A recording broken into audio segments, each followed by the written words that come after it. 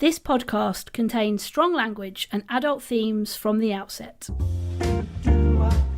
Finding the funny. Finding the funny. With Ruth and Ange. Finding the funny. Well, welcome back to the newest episode of Finding the Funny. Yes, welcome back, everybody. And how are you, Everybody. pit trains? Yeah, I'm fine, thanks. Yeah. I've had the first dose of the jab. Yes. And Yeah, how are we feeling? Yeah, okay. I had the Pfizer BioNTech Nice. jab. Is it BioNTech or BioNTech? I don't know. I think it's the Pfizer BioNTech. It's just called Pfizer, isn't it? Yeah, really? Pfizer. Yeah. Yeah. Pfizer. Yeah, and I about 24 hours after I had it, I did feel pretty Bit rough. shite. I was sneezing more. Yeah. I was just achy. I mean, my arm ached. The ache is gone now, but it ached big time after Was it I a had bit done. like sort of how you feel if you get the flu jab? Was it that sort of same? I'd say it's worse than the flu jab. Really? Yeah. Oh. Yeah, it was very, look, Ange, my body was making brand new spike proteins. That's what I kept saying to Matthew. Your body was busy in the protein market. That's Yeah. right. It was making brand new spike proteins. And I kept saying that to Matthew. I kept saying, look, no wonder I'm tired. Exactly, Matthew. Marty. My body is making the spike your proteins. spike proteins. So yeah, but I feel fine now. Good. I had it a couple of days ago. Yeah. And no more pain in my arm. I did have to take some paracetamol, Yes. but Sorry, what are they, other than Pity? that, What are they called?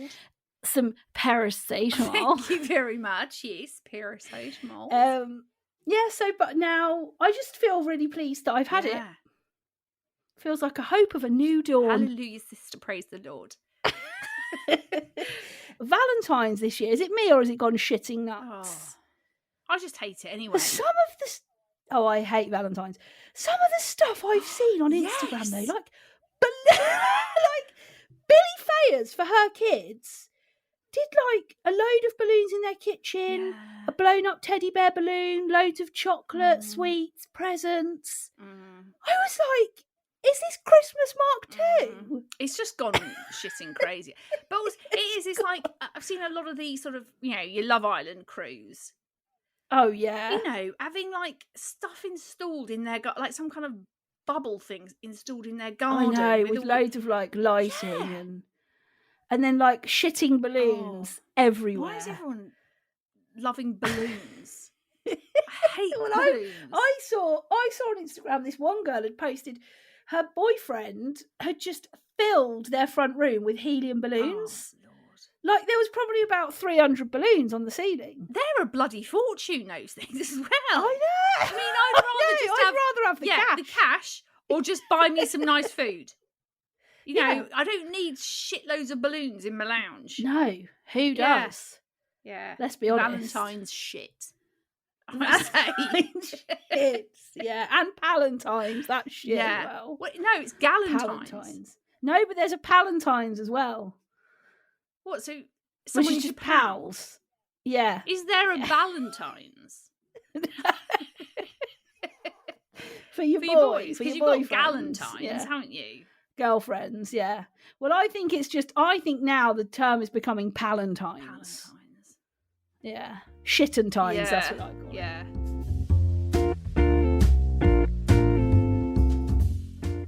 Anyway, shall we? Yes, let's do the big question. You are really, really drawing that out, Yes. and it's actually quite funny. We had a big question this week from Hayley on the gram. Now, I think this is one of the biggest big questions we've ever had. I'm putting it out there right now. Buckle up, okay? guys. And she asks, Grease or Grease 2? Only Grease 2. Shit. It's not actually. It's actually really good, but it just fell in the shadows of Grease. Why did they bother making a second? Michelle Pfeiffer, wasn't Because it? you didn't have. Yeah, and you didn't have Olivia Newton-John. No. You didn't have John Travolta. I put up a box on Instagram a few weeks ago that asked for people's best misheard lyrics. And somebody thought the song at the end, "You're the one that I Yeah. want," they said they thought the lyrics were, "You're a wobbly dog. You are a wobbly dog. Wobbly dog. Yeah, a wobbly dog." They thought the lyrics were, "You're a wobbly dog." I would say that person's probably got quite a bad sort of hearing impediment. You are a wobbly There's dog. nothing in that song that sounds like a wobbly dog. Yeah, one that I want, wobbly dog. I can No. see that. Same syllables. No. What's the best misheard lyrics you've ever had? Pats, you can't just ask me that shit off the top of the... I've got one that I thought. Shall I tell you one that I Yeah. thought? You know Brown Eyed Girl? Yeah. You know it starts. Do you know what the opening line is to that song? Not off the top of my head, no. It's now I'm going to get it wrong because I don't know which way round it is. Right. I think it's Hey, where did we go? It's Hey, where did we go? And Yeah. I've always sang for years, "Hey there, amigo." Like he was talking to a Mexican. Yeah. Yeah, "Hey there, amigo." And I only found out it was hey, where did we go? Because my friend Mel overheard me singing "Hey there, amigo," and she was like, "What did you just sing?" I like just making And up I my was own adamant. lyrics. Anyway. Well, yeah, you make up your own stuff to Yeah. everything. Names, Yeah. places. Yeah, so I don't really know. care. I'll just make my own up. But yeah, I was and I remember saying to Mel, "No, it's definitely hey there, amigo." And she was like, "Okay, let's look it up." And she was like, "See, it's Hey, where did we go?" Great tune, that. Yeah, Yeah. oh, great tune. Yeah. But yeah, I would be in the Oh. firmly. I mean, we were obsessed with Grease growing up, us three. We weren't watched that film Oh my hundreds and gosh. hundreds of times. We absolutely Oh, loved I it. I absolutely We loved it. know. I still know Yeah, the words same. to a lot of the Yeah, scenes. Yeah. You Who know, would you... And we used to love doing the bit where Rizzo would move her glasses and go, "Looking pretty good this year, Harris." And also then all the other girls would go...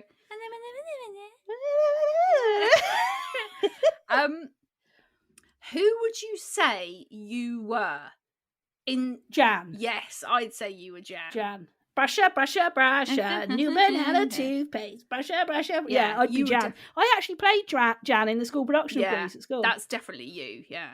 Yeah, and she had a bigger part in the stage show. She had a duet and everything. She was a cool. Wow. She was a cool. That's she was a cool part. amazing.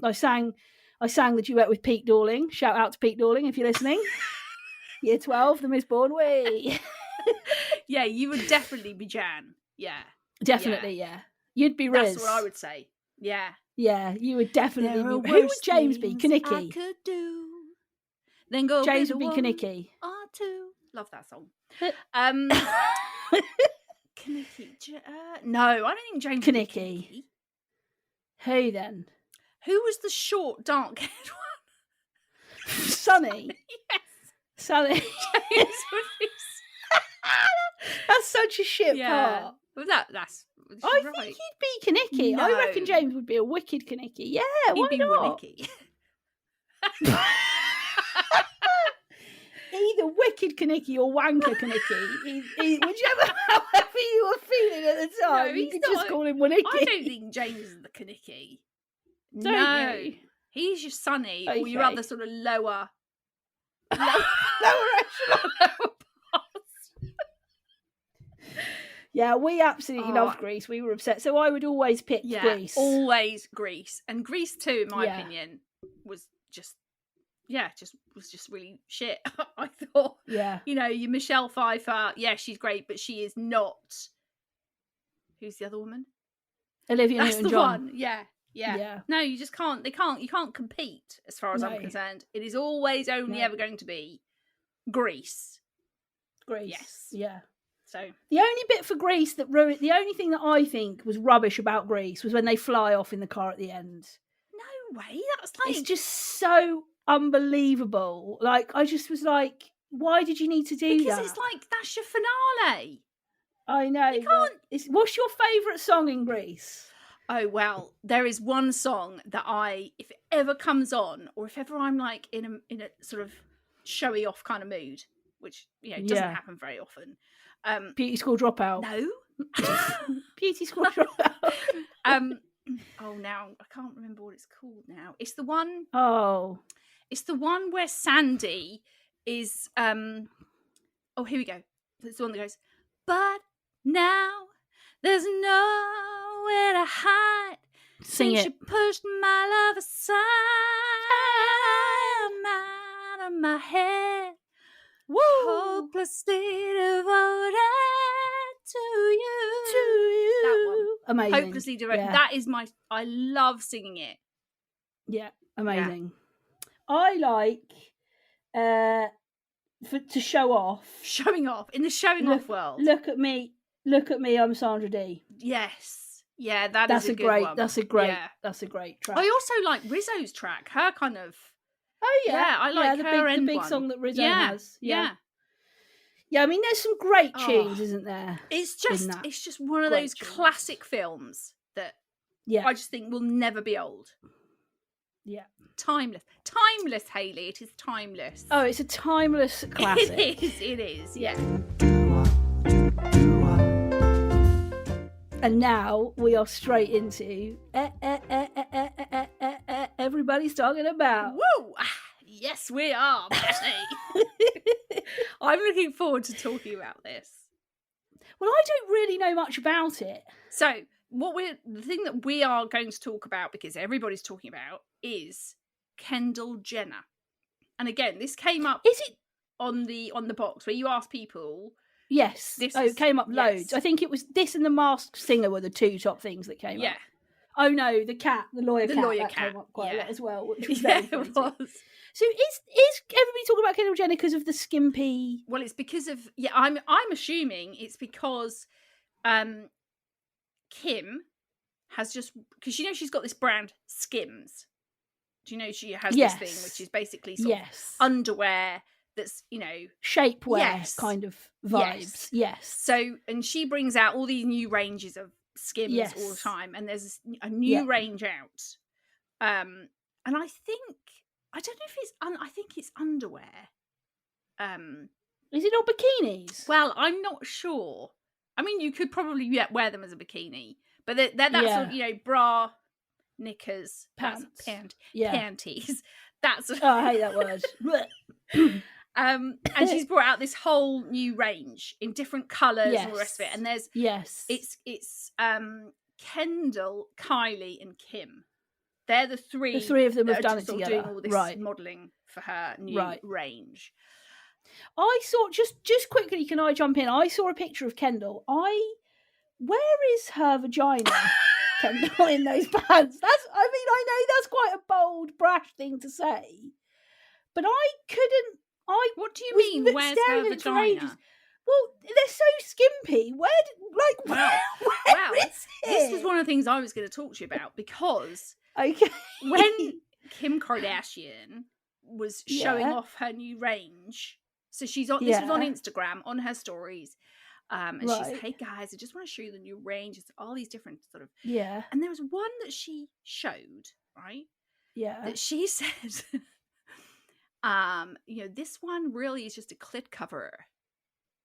And I was like, hang on, did she A clit coverer. coverer, right? So I thought, hang on, did she say it? So I had to go back to the start and listen again, because I was like, did she say that? What? Yes.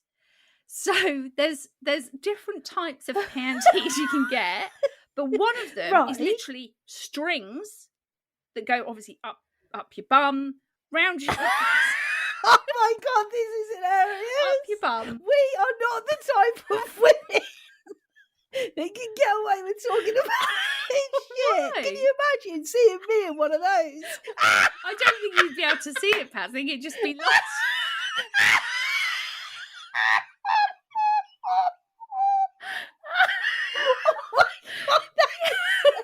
But this thing is literally strings and then a little triangle.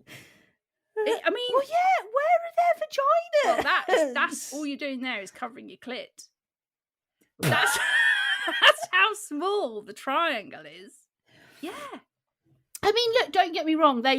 Kendall Jenner they all look incredible. incredible. And- I don't think as women we should compare ourselves to other women, and I think that's one of the most unhealthy things about women, especially now since the introduction of social media.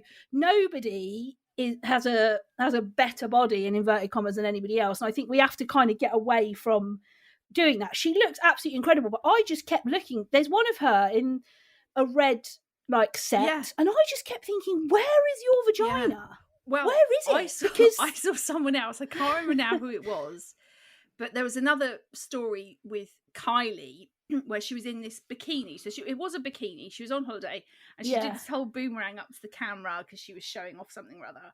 And the particular bikini she had on, again, was more strings with just a sort of patch. A triangle. Sort of, yeah. And someone put that on their story and said, I'm wondering where your flaps go. Because... Where do your flaps go? I mean, you've got to be very tidy under there, haven't you? That's what I mean, because there is no room for error. I mean, there's no room for fucking anything, let's be honest. And you've absolutely got to be bald. Oh, I mean, if you've got 100%. any kind of fuzz, forget it's out. Everything's out. You're screwed. You are screwed. Yeah. But like the sort of the kind of flap area of one's genitals. That's what I mean. I was looking at it. I kept zooming in on it because I was like, how are you wearing that? Yeah. And there was one, wasn't there, where she was lying on her, Kendall Jenner was lying on her tummy and she'd hooked her heel under the pants and was, under the strings, really. I mean, it's just string. I mean, you can see why Harry went there, can't you? And I think actually the thing that I thought about it was, obviously everyone's talking about Kendall Jenner because she just looks incredible. But I also think Kylie and Kendall, Kylie and Kim, they also looked, amazing. And I think, like you said earlier, I think the thing is, you've just got to embrace the fact that we all come in different shapes and sizes. None of us is better than the other. Kendall is your classic model type, isn't she? Yeah, like, definitely. Tall, extremely slim, yeah, very tight vagina, probably. very tidy and tight. Whereas obviously Kim and Kylie are more curvaceous, aren't they? You know, they have got. I mean, they're not like massively curvaceous, are they? But they are. But they've got more curvy. Yeah, boobs, bottom. You know, I mean, Kim's bottom, hips. That is. She's got a great ass. She is like packing there, isn't she? Yeah, she's got a great ass. Yeah, and I just think good on you. You know, go with your skims and show the world what you've got. I can't believe that Kim Kardashian actually said, I mean, this is just a clip cover. Yes. That is absolutely... Go on, Kim. This is just a clip cover. I was like, hang on, did she just say that? So I had to go back and check it out, and that's what she said. So I've actually ordered myself some.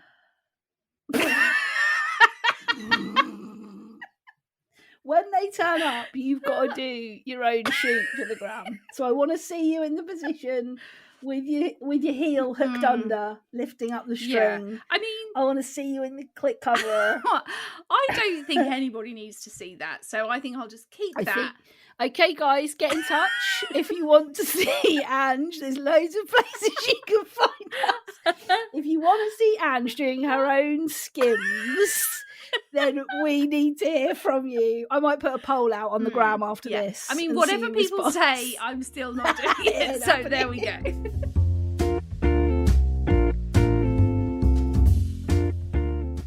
Okay, so we are moving into the dickish behaviours. Yeah. Now, I love this dickish behaviour. This has come through from Kelly on the gram. And she says, wearing fluffy, open-toed slippers. Why? Absolutely vile invention and very, very dicky. She actually said dicky. I want to call this dicky behaviour. Yeah. As a result of Kelly, I want to call it dicky behaviour. But I hate them. Do you? Yes, I hate them. I do think they are a bit pointless. Yeah, exactly. Because the whole point of a slipper is to keep your foot warm. So why are they fluffy and then open-toed and no like back or anything, and you wear them without socks? Like, I want from a slipper a boot. Yeah, I am big in the boot game. Honestly, I love. That's quite granny-ish, isn't it? I love a boot slipper. I hate a boot slipper. I got some Uggs. Other slipper brands are available. But they're shit. Matthew for Chris. for Matthew for Christmas, and they're a boot, and they're the best slippers I've ever had. Boot slippers would make me so hot. No, they just keep my feet so nice and warm. Because I don't like cold ankles. I've got quite a thing about that. I get cold ankles. Cold ankles? Yeah, I don't like it. I don't like the draft. You need to get yourself a drafting slowness. I need to get some drafting slowness. But yeah, those fluffy open toe ones. I just don't get it. I've never understood them really. No. I just think they're a bit... I don't know. I just feel like there's a particular type of person that wears them. Probably Kendall Jenner. Yes. I think you're sort of your Kendalls, your Kylies, your Kims. Yeah. Your influencers. Yes. You know, I mean, it wouldn't surprise me if the next thing Kim brings out is some kind of open-toed fluffy slipper. Yeah. Yeah, I mean, I don't think they're vile. I think Kim they actually are. says they're an Kelly, actually says they're an absolutely vile invention. I agree. I'm not sure they're vile, but I just think, what's the point? Just don't wear slippers, or just wear socks. Slops. Oh, gosh, I'm going to start again. Wow, that took a nosedive. Just don't wear slippers, or just wear socks. I don't know why you would go all out for your open-toed fluffy. I mean, I'd put the open-toed fluffy slipper with your croc. Right. That's how vile I think they are. Big. Right. Crocs and open-toe slippers, fluffy ones, should just not be allowed. Sure. Gone. Yeah. They're gone. They're out. Because they are just disgusting, I think. And I just don't see the point in it. I don't see the point in them. No, I don't see the point in them either. Like, just wear some flip-flops. Because that's basically what you're doing. You're just wearing a fluffy version of a flip-flop. Of a flip-flop. Yeah. And I love flip-flops. Me too. Yeah. I love it when the flip-flop season comes round. Just live in your flip-flops. Love that so much. And especially the Havaiana flip-flop. Oh my gosh, love a Havaiana. I won't wear any other kind of flip-flop now. No, I am straight in with your Havaianas. You can forget any other kind of brand. That is the brand for me. Straight in. So Havaiana, if you want to sponsor yes, podcast, please do get in touch. Happy to take that sponsorship off you. We've got a lot of pairs between us. So we had dickish behaviour in this week from Annie on the gram. Now I'm with Annie on this. This is very dickish. Or dicky. Paying is dicky, very dicky. Paying to be a speedy boarder. Now, I mean, I have paid to be a speedy. You're a dick. You're a dick. You're a dick. You're a dick. You're a dick. You're a dick.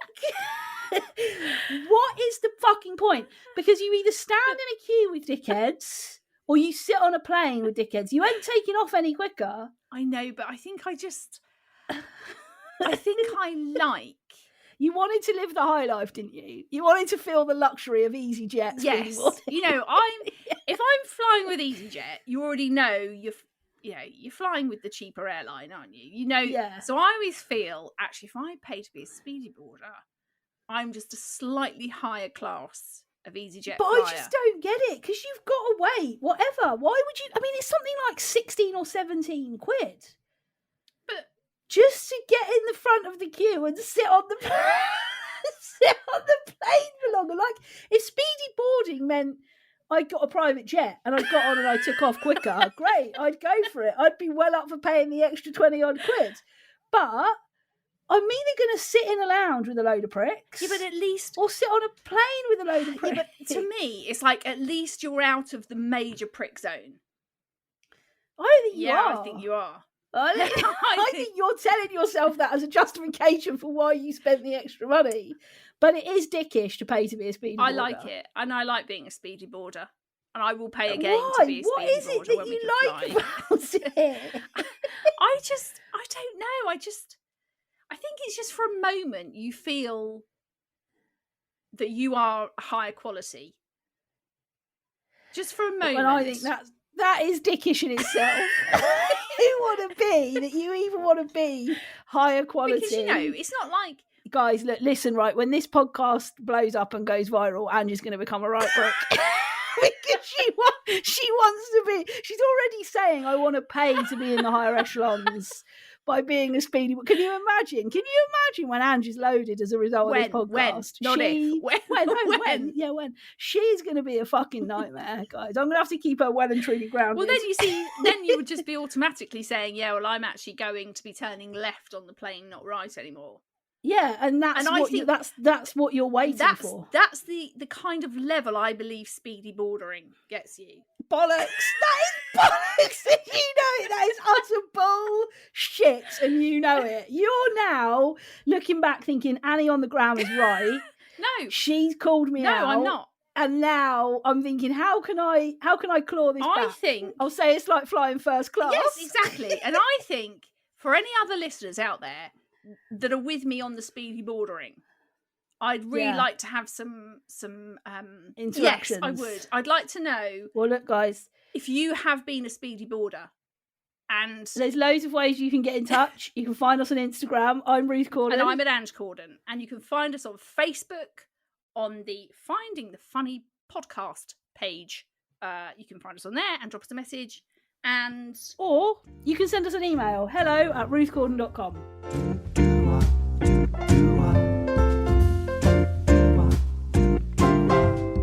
Okay, well, we obviously always like to finish with a more kind of serious segment, which is called Don't Go There. Mm-hmm. And we had this one coming quite a lot, actually. People who have asked us to talk about marriage or relationship struggles. So Ange and I are going to talk in the context of marriage because we're both married, but we don't necessarily just mean marriage. Yes. We mean relationships. In general. But yeah, I think the people that have asked have talked about kind of long-term intimate relationships or marriage. So we'll talk from the perspective of marriage, but if you're not married, you can hopefully still get something from it. This is really hard, I think. My Lord. This is a really hard one. It's a hard one. I think as well, especially in these COVID times. Oh, yeah. Like, for sure. I think this past year, so if you say 2020 into this year, the pressure on marriage has been even greater, I think. Yeah. Because I think you just had you're not supposed to spend like pretty much 24 hours a day, 7 days a week in the same company and living with those people and not seeing anyone else and not doing anything else. That's just not how life is supposed to be. And I think that has just put this added layer of pressure on a lot of marriages, I think. I would say for me, the biggest thing for us, and I know lots of people talk about this, but the biggest thing for Matthew and I is communication. And, you know, we've had marriage counselling because the communication between us has become tricky or difficult or, you know, and I don't think enough couples actually, a little bit like counselling and therapy in general, but I think even more so within marriage, you know, you both come at relationships with your own baggage and your own shit from your childhood and the way that you were raised and then your teenage years and all of that stuff. You know, and you basically merge to make a family, don't you? And you become each other's family, and you're from. And I definitely know for Matthew and I had to sort of almost back Matthew into a corner to kind of argue with me because he is so laid back. He's so non-confrontational. He would absolutely bury his head in the sand and not do the conflict with me. And we got into a bit of an unhealthy dance. Matthew had a problem with drugs. He hid a secret drug addiction from me for years, and we got into an unhealthy dance of parent and child, really. And I was the parental responsible one, and he was the teenage, you know, throwing his weight around stroppy one. And we had to go to counselling to undo that dance. We had to get ourselves into a different. And I would say any struggles that are becoming much more obvious and, you know, much more painful, and you're both avoiding it, don't be frightened to get yourself into some relationship counselling. Yeah, I mean, Ian and I have had to go for, and I don't think there's anything. I think I remember when Ian and I kind of were going through that really sort of, you know, we had a rocky patch, and I remember sort of saying to him, I think we need to go and get some counselling. Now, you'd think I'd asked him to jump off a mountain. Like, to him, the idea of going there was the worst thing in the world, because it was almost like having to admit we're in a position where we do need to get a bit of help here. And I don't know, I think that's probably more of a male thing.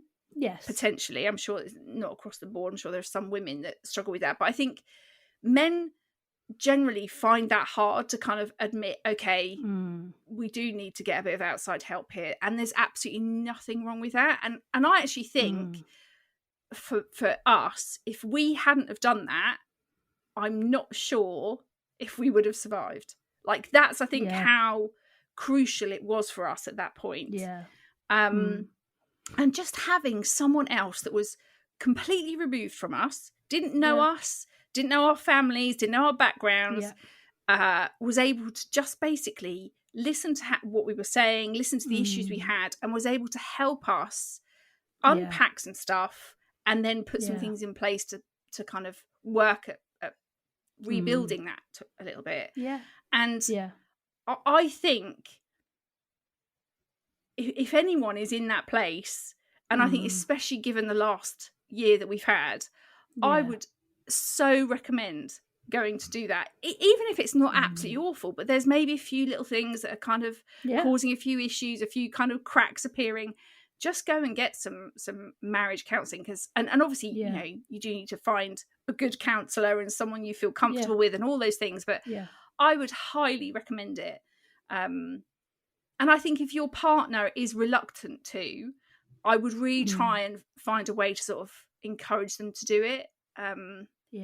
Because I do think it is really, really important to have that sort of outside help sometimes. And Relate have loads and loads of like starting points for therapy and counselling for couples. You know, Relate are probably the biggest couples counselling service in the UK, and they have lots of help and support. And, you know, I think there's lots of resources they've got on their website that you can sort of use together as a couple to get one member of the couple ready, really. But I would also say the thing for me that really helped me in our counselling is the challenge. You know, when you've got a third party there and you're saying something that is unfair, if your partner is saying to you, well, that's not fair, you can become so inflated, you can puff your chest up more and say, well, this is how I feel, and you can't argue with that. When you've got a third party saying, well, actually, I want you to think about it like this. Do you understand how Matthew might feel when you say things like that, or when you respond, or when you behave like that?